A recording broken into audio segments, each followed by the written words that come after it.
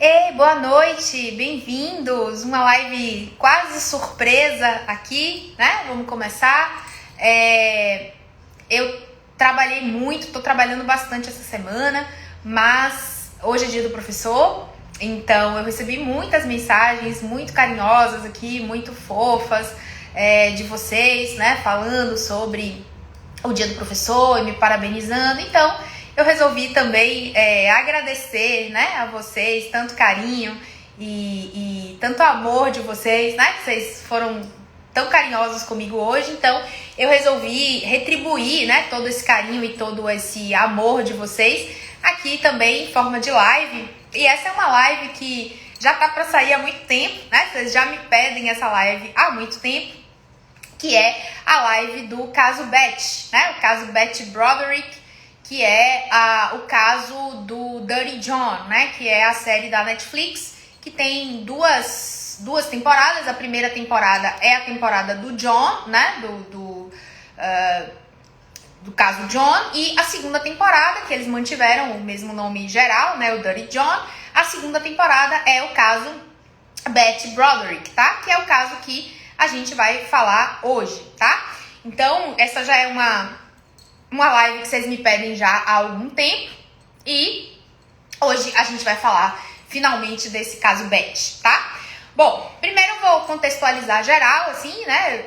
Como vocês sabem, sempre minhas lives sobre filmes, sobre séries, tem muitos spoilers. Então, se você não viu a série, né? Se você não assistiu ainda ou não assistiu até o final, eu lamento, mas eu vou dar muitos spoilers, vou contar o final, enfim. É a história de Beth Broderick, né? Uma jovem, casada com Dan Broderick, também jovem, né? No início da série ali mostra o início do relacionamento deles, o início do casamento e tal. E esse casal, né, se divorciou após o envolvimento de Dan Broderick com Linda Colkena, né? Que inicialmente era uma aeromoça, trabalhava como recepcionista no prédio que Dan Broderick tinha um escritório. Eles acabaram se envolvendo e esse foi o pivô, né, aí da separação de Daniel e Beth, né? E aí começa o desenrolar, basicamente, da trama da série. Bom, então, voltando um pouco, Beth e Dan se conheceram na universidade em 1965, se casaram depois de 4 anos e tiveram 2 filhas meninas e 2 filhos meninos, tá? Só lembrando que essa é uma história real, né? Uma história verdadeira, e a série é baseada na história real de Beth e Daniel mesmo. Bom, Daniel se formou em medicina, né? Depois que sua primeira filha nasceu, então no início ali do casamento, eles passaram dificuldades financeiras. A Beth chegou a bancar a família, né? Ela teve que trabalhar durante um bom período para que Dan se formasse. E depois que ele terminou de se formar em medicina, começou a atuar como médico, dando plantões, e ele chegou à conclusão que ele não queria essa vida, que ele não queria ser médico, ele não queria dar plantões, ele não queria trabalhar daquela forma. Então ele foi aprovado em Direito na Universidade de Harvard, né? E a Beth apoiou ele, falou, não, vai sim, continua seus estudos, é isso que você quer, vai estudar. E ela continuou bancando, né, a família durante a segunda graduação do Daniel, né? E aí o Daniel se forma em Direito e ele começa a atender clientes vítimas, digamos assim, de erros médicos, né? De negligência, de problemas aí no atendimento com ex-colegas dele, né? Com médicos que ele também era formado em medicina, e por conhecer de medicina, acabava que ele associava aí os dois conhecimentos, tá? Então, enquanto Dan estudava, Beth bancou a família, trabalhava, enfim. Após se formar em Direito, a vida de Daniel foi melhorando, ele foi contratado por um escritório grande, a família se muda para uma casa maior, né? E em 1973 ele se torna sócio desse escritório, né? Ele ascende nesse escritório. Então ele começa como um advogado júnior, digamos assim, e ele chega a uma sociedade aí nesse escritório. Mas em 1978, apoiado por Beth, Daniel decide abrir o seu próprio escritório especializado em denúncias a médicos, né? Então ele defende os pacientes contra questões com médicos, erro, negligência, imprudência, imperícia, enfim, todo tipo de questão aí. Então ele abre seu próprio escritório e nesse momento a gente começa a perceber sutilmente, né? A série, claro, faz o recorte que interessa, né? Faz o recorte do que ela quer mostrar para você. Nesse momento a gente começa a perceber aí os dois perfis, né? Tanto o perfil da Beth quanto o perfil do Daniel, né? Então, quando o Daniel começa a ganhar dinheiro, a Beth, ela deixa de trabalhar, vai cuidar da casa, vai cuidar dos filhos e a gente começa a ver se delinear esse perfil de impulsividade da Beth, né? Então, tem uma cena que o Daniel liga para ela questionando sobre os gastos do cartão de crédito, né? E gastos de mais de 20 mil reais com roupa, 20 mil dólares, né? Não 20 mil reais, perdão. 20 mil dólares com roupa, então gastando muito no cartão de crédito, né? Com compras exageradas. Então a gente começa a ver ali um delineamento, né? Desse perfil da Beth. É sempre interessante chamar a atenção, né? Que assim, o transtorno de personalidade, que é o que a gente vai falar aqui, né? Ambos têm transtornos de personalidade, no meu diagnóstico, né? Na minha visão, ele começa na infância, vai se construindo pela adolescência, tá? E aí o diagnóstico vem normalmente no início da fase adulta. Aí você vai me dizer, mas a série não mostra isso. Não, a série não mostra isso. A série também não mostra esses descontroles, né? Da Beth, esse modo, né? Do Daniel agir antes desse ponto aqui, quando eles ascendem na vida. E por que a série não mostra? Porque a série, de certa forma, quer construir a sua ideia, né? De que a Beth ficou assim por causa do Daniel. Mas a gente sabe que ninguém fica de determinada forma, do ponto de vista psicológico, do ponto de vista de um transtorno, por causa do outro, né? Todo transtorno é multifatorial, tá? Então, a Beth, ela não desenvolveu o transtorno de personalidade borderline por causa do comportamento do Daniel. Já existiam fatores ali e possivelmente essa forma impulsiva dela de lidar, né, com as coisas, essa impulsividade dela que é muito acentuada na Beth, e a gente vai ver a partir do momento que os problemas começam a acontecer cada vez mais, essa impulsividade da Beth possivelmente já acompanha ela aí da adolescência, tá? Só que isso não é mostrado na série. Bom, então a gente vê, né, começa a ver esse perfil da Beth mais impulsiva, fazendo uso de álcool, comprando muito, tá? E a gente começa a ver também um Daniel bastante arrogante, né, querendo esconder a vida anterior que ele tinha, né? Em algumas situações ele se incomoda quando a Beth fala, né, de que eles eram pobres. Então o Daniel tenta esconder aí essa origem humilde, né? Tem vergonha. A gente começa a ver um Daniel muito envaidecido da sua condição profissional, da sua ascensão profissional, né? Um Daniel que quer ser reconhecido, que quer ser valorizado pelos pares, né? Que tem essa ideia aí de grandiosidade, de ser o maior advogado, o maior escritório, né? Então a gente vê isso, né, que a gente vai conversar aqui, que é um perfil de um transtorno de personalidade narcisista, tá? Que é o meu diagnóstico aí. Bom, então, quando a Linda, né, que é a futura esposa do Daniel, ela é contratada como assistente do Daniel, a Beth chega a questioná-lo, né? Você vai contratar essa moça? Essa moça não é advogada, ela não tem formação. Por que você vai contratar essa moça? Ele diz, não, porque eu quero dar uma chance e tal, né? Ela é inteligente, quer aprender e eu vou dar uma chance para ela.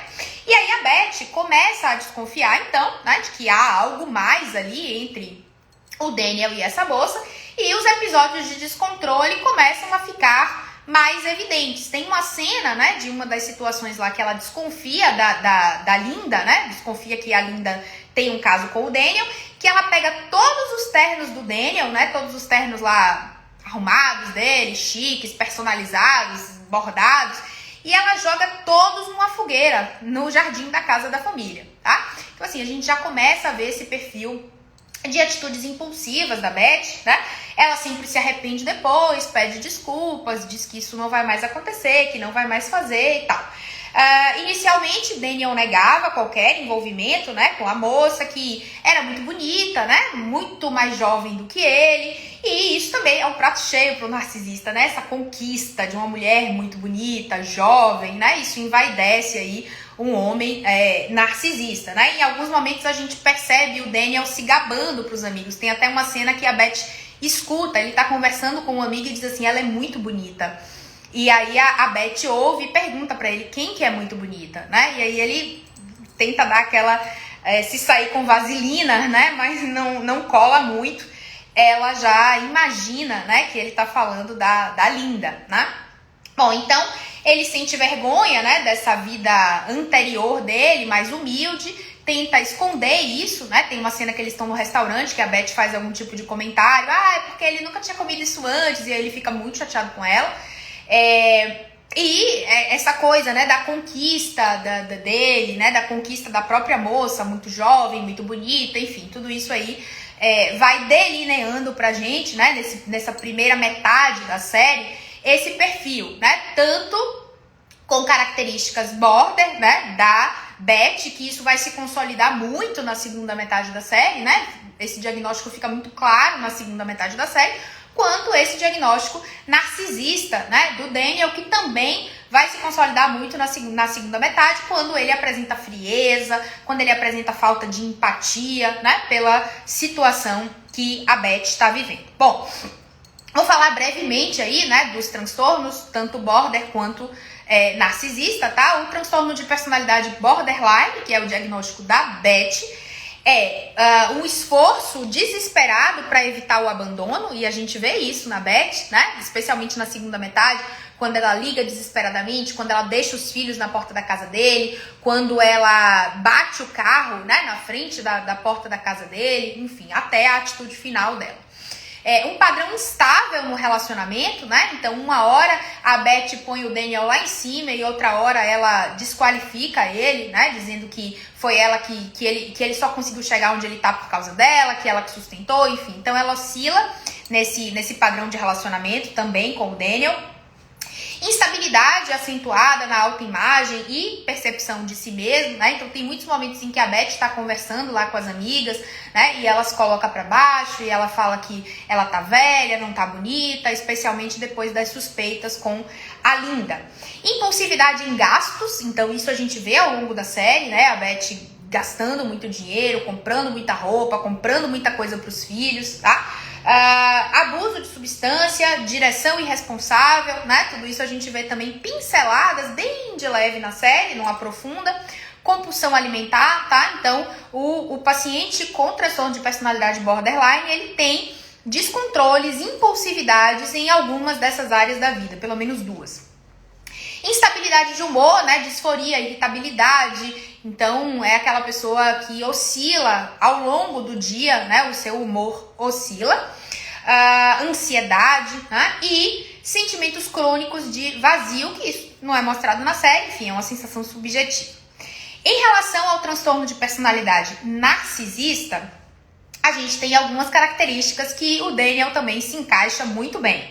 Sensação grandiosa da própria importância e necessidade de admiração e espera de reconhecimento dos outros. Então a gente vê isso ao longo da série em muitos momentos, né? O Daniel, ele quer ser um advogado famoso, reconhecido, ele quer ter um grande escritório. No momento em que eles estão lá escolhendo, né, como é que vão ser os móveis, como é que vai ser a decoração do escritório, ele fala isso algumas vezes, né? Que ele quer ser um grande escritório, um grande advogado, enfim.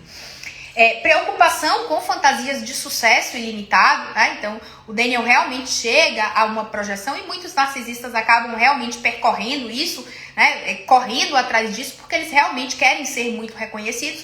E uma das formas, né, de ser admirado, de ser reconhecido pelos outros é conseguir galgar, né, um posto alto. Acredita ser especial e único, né? Merecer um tratamento especial, merecer uma condição especial, demanda admiração excessiva, sentimentos de possuir direitos, né? E de necessitar aí de um tratamento especial, carece de empatia, isso aí a gente vai ver bem, né? Na segunda etapa da série, quando a Beth está já, né, desgastada de um processo de divórcio longo, né? De mais de 4 anos, e ele ali firme, né, arrogante nas audiências que a gente vê na série, ele bastante arrogante, muito arrumado, né, e sempre com uma postura muito pouco empática para aquela pessoa que foi esposa dele, que é a mãe dos filhos dele, e que está sofrendo muito, né? Especialmente quando a guarda dos filhos lhe é tirada. Acredita que os outros o invejam, né? Então, em vários momentos o Daniel fala isso, que as pessoas invejam ele, que os colegas querem passar a perna nele por inveja, etc. E atitudes arrogantes e insolentes que a gente vê no Daniel aí durante toda a série, tá? Desde o momento que ele adquire lá, né? Que ele vai pro escritório dele, quando ele começa a ascender profissionalmente de fato, até o final, né? Enfim, até quando o final trágico se dá. Bom, pouco tempo depois, né, que a Linda chega para trabalhar com o Daniel assume, né, o relacionamento com ela, já não dava mais para esconder da Beth, então numa das cenas antes, né, dele pedir o divórcio, eles viajam, vão para uma praia, e o Daniel fica super distante, né, pensando na Linda o tempo todo, promete a ela que quando voltar vai resolver essa situação, né, então assim, a coisa chega num ponto mesmo insustentável e o Daniel assume, né, o relacionamento com a Linda Colquena e pede o divórcio de Beth. Bom, e aí Beth tenta de todas as formas, né, a partir desse momento em que Daniel pede o divórcio, tenta de todas as formas, com atitudes muito impulsivas, muito impensadas desde o princípio, né, desde o pedido do divórcio, que sempre são, o Daniel sempre lida com essas atitudes com cada vez mais indiferença, né? E cada vez mais tirando as coisas da Beth. Então, cada vez que ela liga desesperadamente para casa dele, né? Uma característica muito típica do Border, né? Ligar 1000 vezes, ligar insistentemente, ligar até que a pessoa atenda. A Beth faz isso, né? Ela liga 1000 vezes, deixa 1 milhão de recados na secretária eletrônica dele. Em uma determinada situação, que é quando ela perde a guarda dos filhos, ela tá tão chateada, né? Porque o Daniel viajou, sei lá, pra Aspen, sei lá pra onde, com a namorada, a Linda, e ela larga os filhos na porta da casa dele e abandona as crianças lá, larga as crianças lá, né? Então, por isso ela perde a guarda dos filhos, tá? Então, assim, ela tem muitas atitudes impensadas, impulsivas, ela começa a ligar, né, insistentemente pra casa dele, deixando recados desaforados, xingamentos na secretária eletrônica, e aí, em certo momento, ele envia, né, um comunicado, né, imagino eu que seja uma coisa extrajudicial, um ofício, sei lá, redigido, né, pelos advogados, dizendo que cada ligação que ela fizer para casa dele, deixando o recado na secretária eletrônica, ela vai perder $1.000 da pensão. E aí, no final do mês, ele envia outro comunicado a ela, avisando que ela deve a ele não sei quantos $1.000, porque ela ligou tantas vezes que ela perdeu toda a pensão e ainda ficou devendo, né? Então, assim, ele vai tirando tudo dela, né? Numa postura bem fria, né? Bem narcisista, bem calculista, né? Usa aí dos seus conhecimentos técnicos, jurídicos, né? Para fazer isso. E tira os filhos, né? Tira a guarda das crianças, tira o dinheiro, tira o direito dela, dos bens, enfim, vende uma casa, né? Sem a permissão dela, uma casa que teoricamente deveria ser dividida, enfim. E Beth, diante dessa situação, onde ela vai perdendo as coisas, né? Vai perdendo os filhos, vai perdendo o dinheiro, vai perdendo a posse dos bens, ela vai ficando cada vez mais impulsiva e cada vez mais descontrolada, né? Nessa crescente aí, nesse looping aí, né? Do transtorno dela, né? Do transtorno de personalidade border. E quanto mais o Daniel é indiferente, mais ela luta e se debate, né? Pra ter a atenção dele de alguma maneira. Então, constantemente ela entra na casa do Daniel, né? Essa altura que já mora com a Linda, quebra as coisas, quebra espelhos, picha as paredes com spray, espalha torta de creme na cama do casal toda, né? Corta as roupas, os vestidos da Linda, as gravatas do Daniel, enfim. Ela invade a casa, né? E aí o Daniel consegue um mandato judicial para proibir que ela se aproxime. Então, assim, um processo longo e desgastante, onde ela vai cada vez mais impulsivamente perdendo o controle das coisas, tá?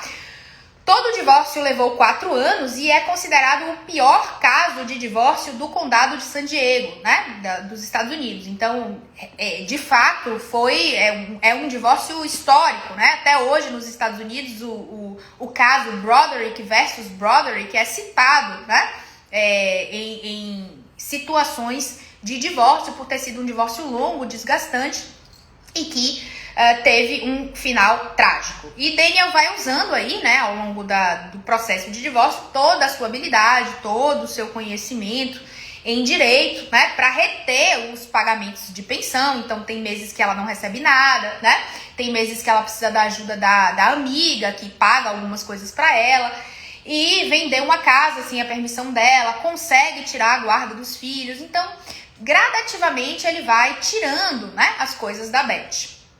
E conforme Daniel, sem nenhuma empatia, vai tirando tudo da Beth, ela vai ficando cada vez mais transtornada e cada vez mais querendo chamar a atenção dele, tentando de alguma forma, né, de forma impulsiva, inconsequente, irracional, tentando reverter a situação da pior forma possível, né? Ela não reverte a situação e ela só se embola mais nesse loop, né? Em uma das cenas, que é quando a série inclusive começa, né? A série não começa exatamente do início, ela vai retrospectivamente, ela bate o carro na frente da casa do Daniel, né? Na porta da frente da casa dele, deixa 1000 recados desesperados na secretária eletrônica, desaforados, xingando ele, xingando a moça, né?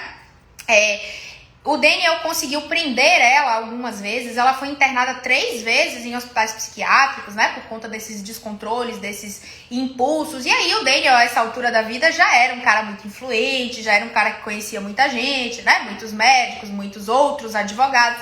Então ele também, né, como bom narcisista, manipulava tudo isso, né, manipulava todas essas possibilidades de acesso, né, a delegados, a hospitais, né, tudo isso que ele tinha para também afastar ela, né, e de certo modo conseguir, né, o que ele queria, né, que era talvez deixar ela sem nada, né. Eu não sei se era o que ele queria desde o início, mas depois acabou se tornando. Bom, então ela foi internada aí, né, 3 vezes, foi presa algumas vezes e em 1989, finalmente, o divórcio é finalizado, no início de 1989. Beth perdeu tudo, né, perdeu inclusive a guarda dos filhos, que ela só tinha direito a visitas, né, as crianças, os filhos não moravam com ela, a guarda era do pai. E no início de 89, Daniel e Linda se casam, né? Numa cerimônia, inclusive, cheia de seguranças, porque eles ficam com muito medo que a Beth apareça, né? Que faça escândalo, enfim.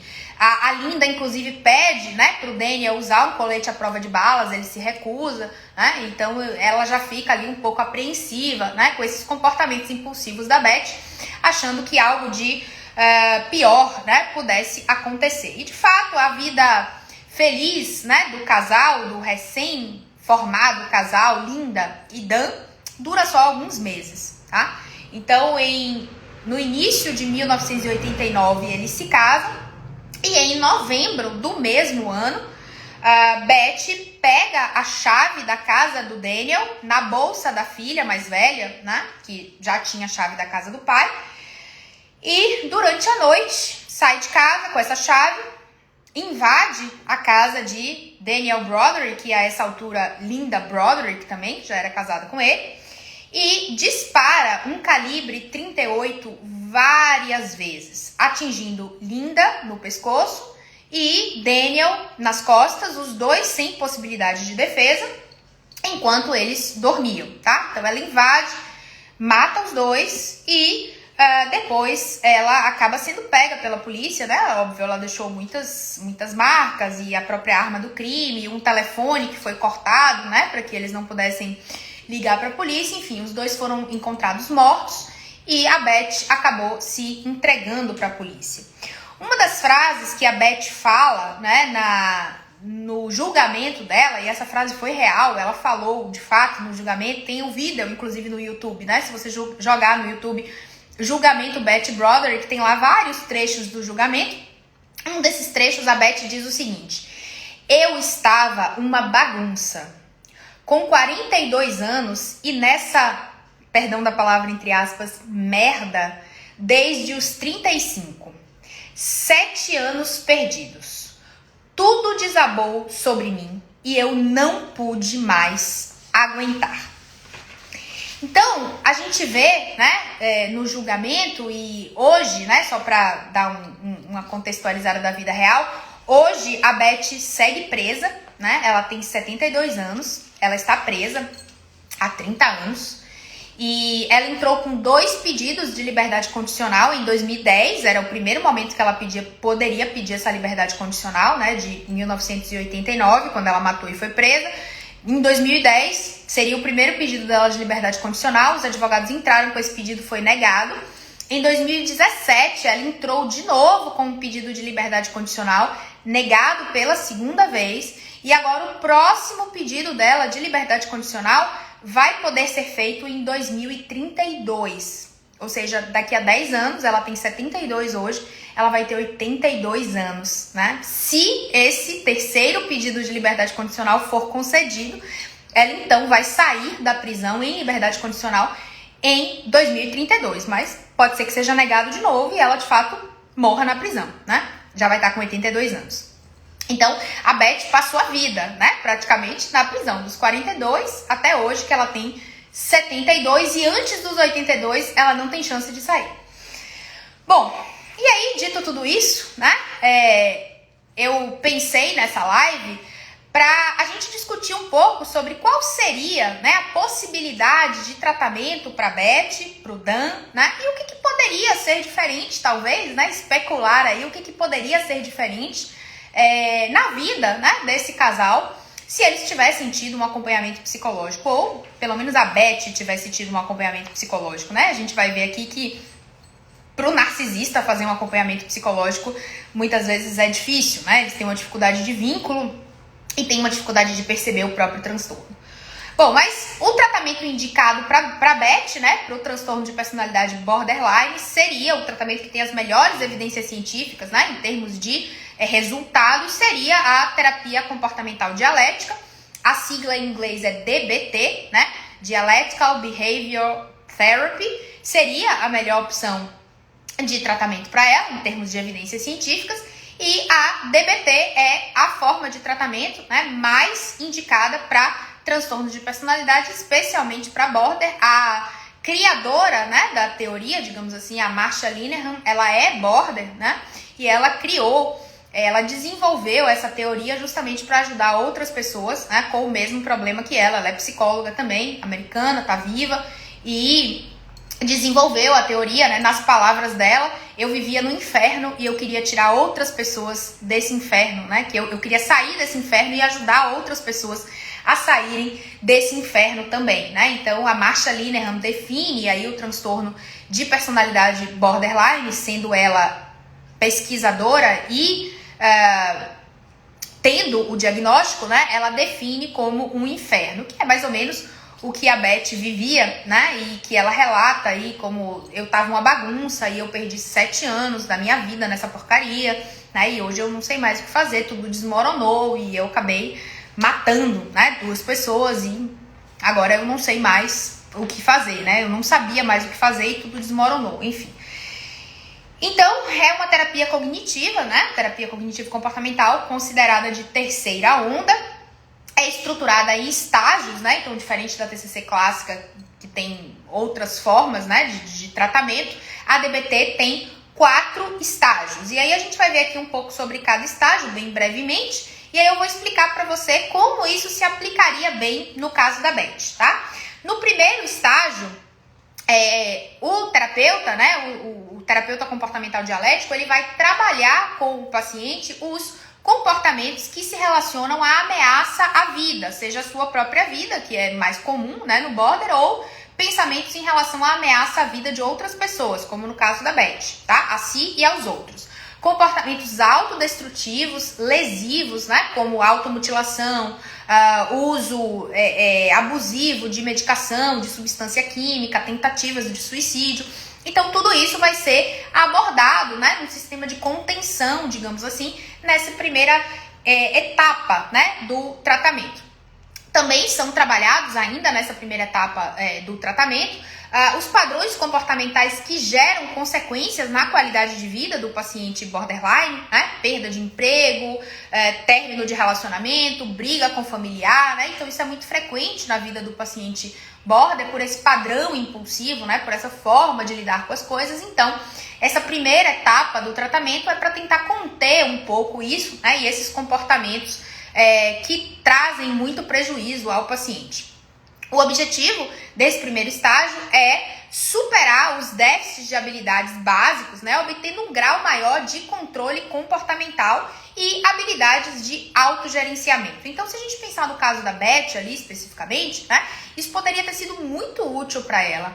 Quando ela descobriu, né, que o Daniel estava com um relacionamento com a Linda e que ele pediu o divórcio, né, se naquele momento, pelo menos, ela tivesse um acompanhamento psicológico, e melhor ainda, né, se fosse um acompanhamento psicológico pela DBT, esse controle, né, dos comportamentos, esse controle da impulsividade poderia ter mudado muito o quadro, o desenrolar dessa história, né? Quando antes um pouco, né, dela largar os filhos na porta da casa de Daniel, nessa atitude impulsiva, ela era uma ótima mãe, indiscutivelmente, né? Ela cuidava, amava muito os filhos.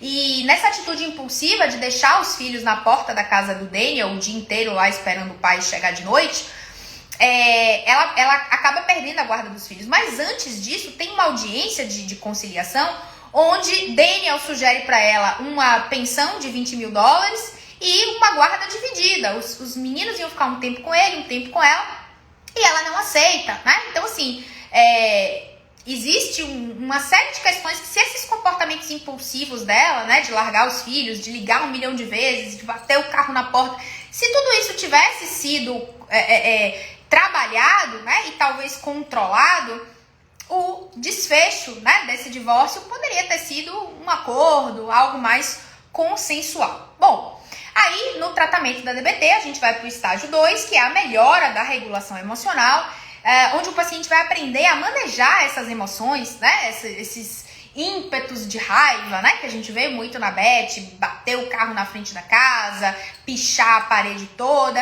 É óbvio que ela não tinha nenhum benefício com isso. Pelo contrário, ela se prejudicava. Ela estava num processo de divórcio longo, litigioso, cansativo. O Daniel, advogado, influente, né? Então, cada vez que ela fazia isso, ela se afundava mais. Então, um bom terapeuta, né, um bom terapeuta comportamental dialético iria mostrar isso para ela, né? Iria dizer para ela: você acha que isso está te ajudando? Você acha que esse tipo de comportamento está contribuindo, né, para você ter o que você quer dentro desse divórcio, né? Enfim, então, trabalhar o manejo dessas emoções, racionalizar mais, né, essas cognições, esses pensamentos, redução do auto-julgamento, né? E a DBT trabalha com a ideia da dialética, né? Então, a gente tem uma tese, a gente tem uma antítese, e disso a gente extrai uma síntese, ou seja, sair dessa posição que normalmente o paciente border tem muito dos extremos, né? Então, a Beth, nessas atitudes extremas dela, ela acaba cada vez mais se prejudicando, tá? Então, chegar no meio termo aí das coisas seria muito importante. No estágio 3, então, do tratamento, né, da Beth, digamos assim, do suposto tratamento da Beth, o terapeuta iria trabalhar as habilidades para resolução de problemas, tá? Já com um maior domínio dos comportamentos e um maior controle dos impulsos, né? Uma maior regulação aí das emoções. E nessas habilidades para resolução de problemas, isso também teria sido muito útil para a Beth, né? Talvez sentar numa audiência e tentar chegar num acordo, né? Ela tem um modo de resolver os problemas que sempre acaba afundando ela mais nos problemas. Um dos advogados, né, que ela contrata, diz para ela: você não pode não ir, você não pode fingir que a audiência não existe. Isso corre a revelia, é muito pior para você, né? E ela deixa correr, enfim, ela não segue o que os advogados dela própria falam, né? Então, assim, ela tem um modo de resolver os problemas que é muito disfuncional. Então, trabalhar essa resolução de problemas na Beth de maneira mais assertiva. Sim, você precisa ir para audiência, você não pode faltar audiência. Você não pode fazer o contrário do que o seu advogado te diz, porque é ele que está te defendendo, é ele que entende da lei, entende? Então, ela tem um modo de resolver os problemas muito disfuncional. No estágio 4, né, que é o último estágio, a gente vai trabalhar os objetivos de autorrespeito, né, para a Beth, inclusive, evitar muitas atitudes de humilhação, né? Que é onde ela se coloca ali com o Dan e com a Linda. Integração dessas habilidades todas aprendidas, generalização desses comportamentos para outros contextos, né? E onde o paciente vai firmar, né, esse aprendizado ao longo da terapia. Então, a DBT, né, que é a sigla em inglês de terapia comportamental dialética, o D de dialética, ajuda a equilibrar os extremos, né, dentro dessa tese, antítese, a gente vai tentar chegar no meio termo, que é a síntese, e trabalhar a aceitação e a mudança. O B, né, que é de behavior ou comportamento em português, avalia os comportamentos relevantes para direcioná-los para as metas do paciente, no sentido da construção de uma vida que vale a pena, né? Então a Marcia, ela fala muito nisso, assim, essa sensação crônica de vazio, né, que o paciente border sente, dar um sentido à vida, né, uma vida que vale a pena. Em certo momento, a vida da Beth, quando ela foi perdendo tudo, perdeu o sentido. Ela já não tinha mais os filhos, ela já não tinha mais a casa para cuidar, ela já não tinha mais a família, ela já não tinha mais o marido, ela já não tinha mais o dinheiro. Então, ela não sabia, né, controlar os seus próprios comportamentos, direcionar a sua vida. As amigas falavam para ela: Beth, por que você não vai trabalhar? Você é jovem, você é inteligente, você é bonita, né? Ela até arranja um emprego numa galeria, mas não consegue ficar, enfim. Então, a vida acaba ficando muito vazia e o objetivo da vida dela passa a ser destruir a vida do Daniel.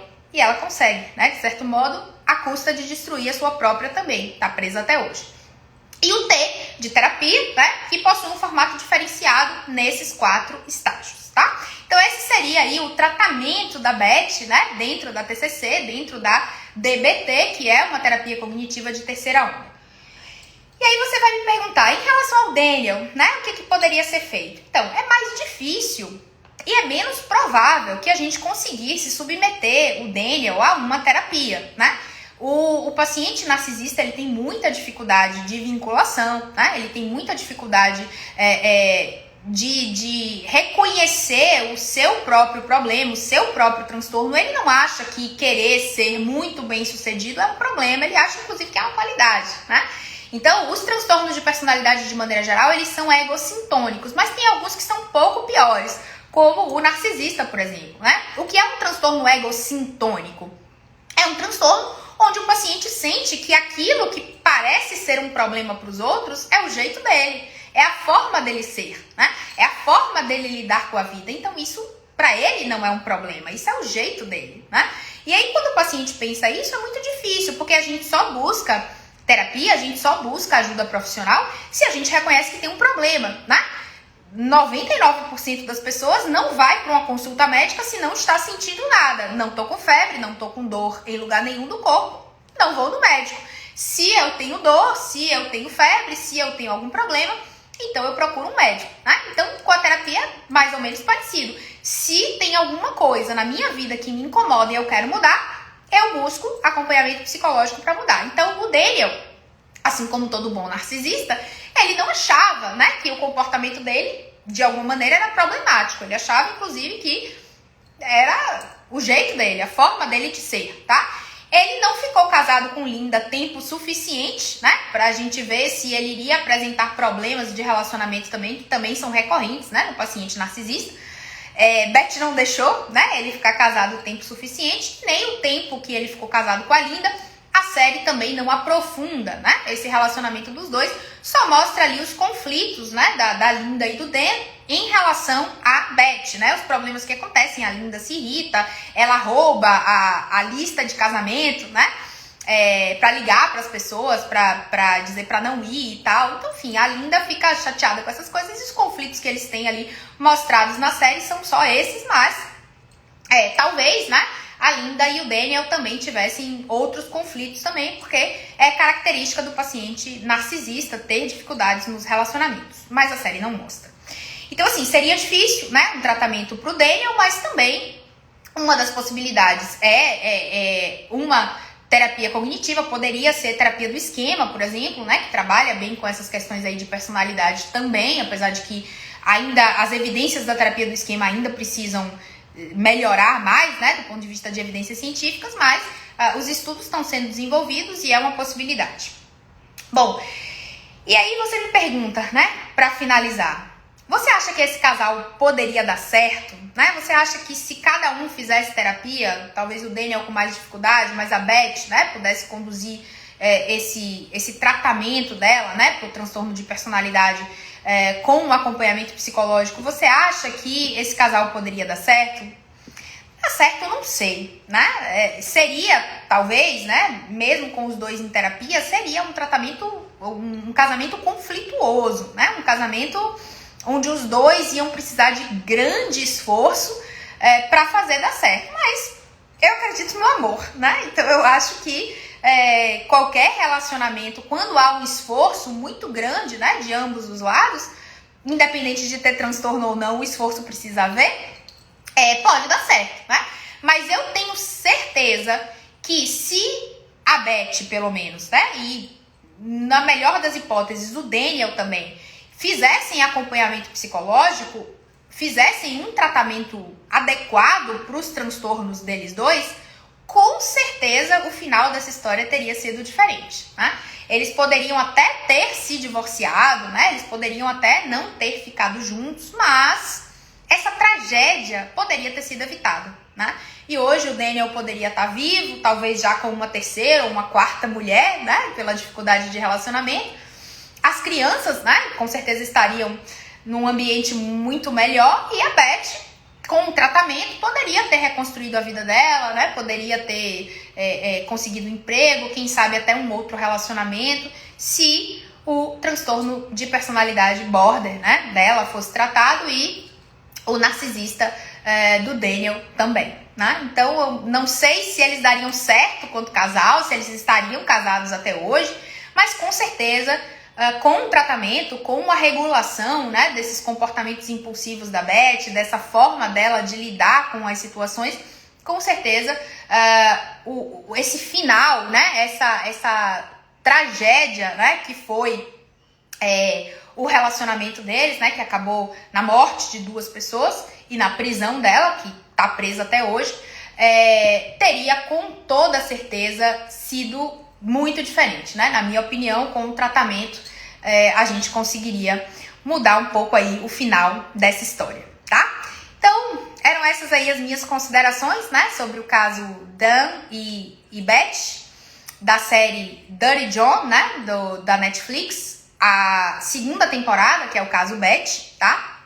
E eu vou deixar a live aqui salva, quem não terminou de assistir a série ainda, quem quiser assistir depois, tá? E voltar aqui para rever a live eu vou deixar salva aqui. Muito obrigada por vocês estarem aqui comigo nesse dia do professor, né? Nessa noite de quinta-feira. Agradeço demais, tá? E obrigada por todas as mensagens carinhosas hoje que vocês deixaram aqui para mim ao longo do dia, tá bom? Muito obrigada mesmo. É isso. Até mais, a gente se vê.